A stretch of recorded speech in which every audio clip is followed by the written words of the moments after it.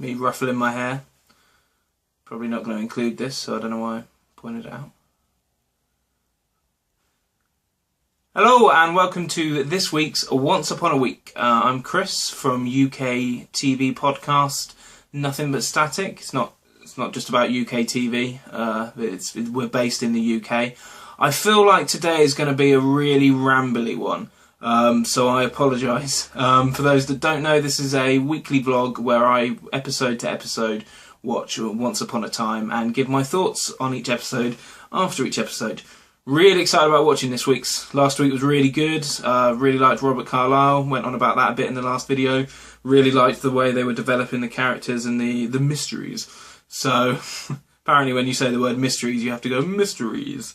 So yeah, I'm excited to watch this week's. So I'm going to go watch it. I'm going to come back. I'm going to give you my thoughts. Cool.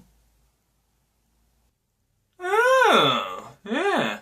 I get the feeling with this show that some episodes are gonna make me go like last week, like, oh yeah, the mystery's developing and it's moving along at a fast pace, and yeah, that was pretty action packed, and some episodes are gonna make me go, and those are gonna I have no idea what that noise is, and those are gonna be the character episodes. Like there wasn't, in terms of backstory, the story was moved on quite a bit.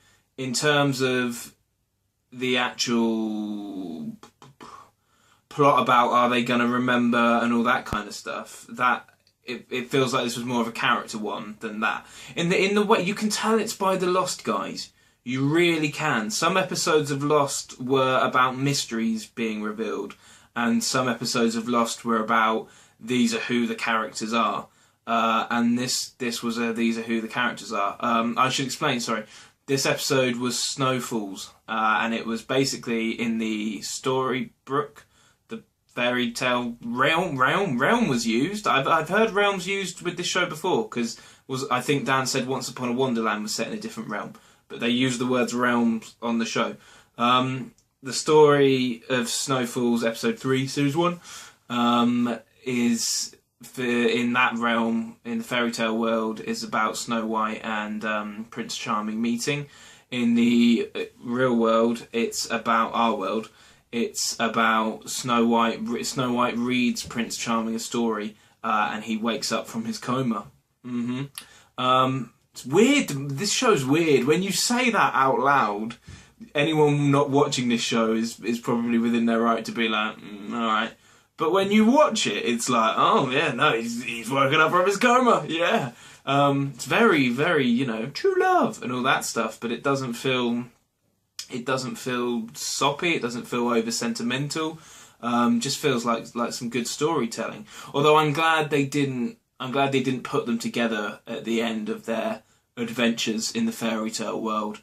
I'm glad that they sort of had them walking away from each other, and clearly they meet again and some stuff happens. Because they basically, Snow White and Prince Charming in the fairy tale world, spend the episode like constantly fighting, and like she left him drowning in a river, and he doesn't mention it when he next sees her. He saves her life, and he goes, it seemed like the honourable thing to do.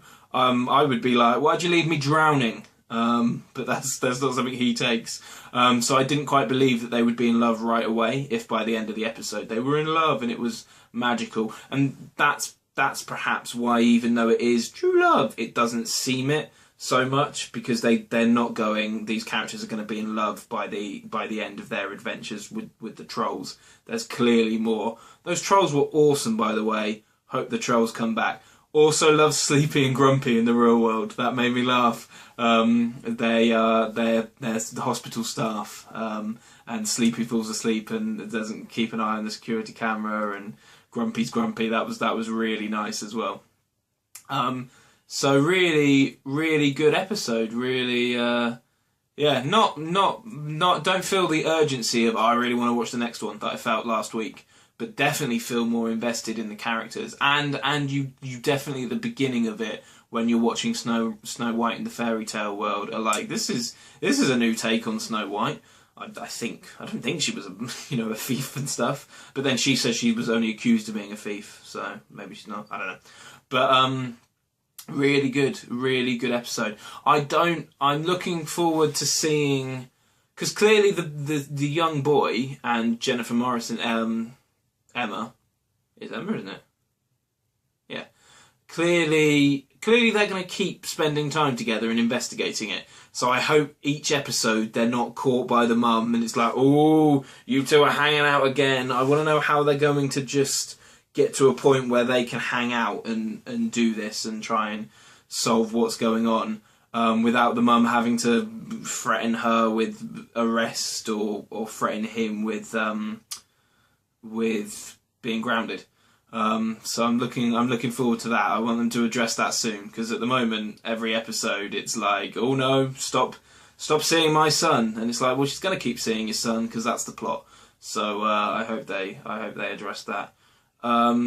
But really impressed with the character development in this episode. I know I've said the word character loads, but that's important, you know. Definitely see the Lost creators at this show, and enjoying it. And they're doing a really good job of not making it too fairy tale, which sounds ridiculous, but you don't have to like fairy tales to invest in this. You don't even need to really know the fairy tales, because they're turning them on their heads anyway. You know, the basics of there's a sleepy, there's a grumpy. People know that. I only know the basics, and I'm still finding that element of it fun. But it's more about like mystery and stuff. So yeah, I'm excited to see the next week. Yeah, that's everything. I'm Chris Billingham, and I will see you once upon a week. I really nodded my head then. I don't know. I was bowing. David Bowie. I need to cut that. That was ridiculous. I'll probably leave it in.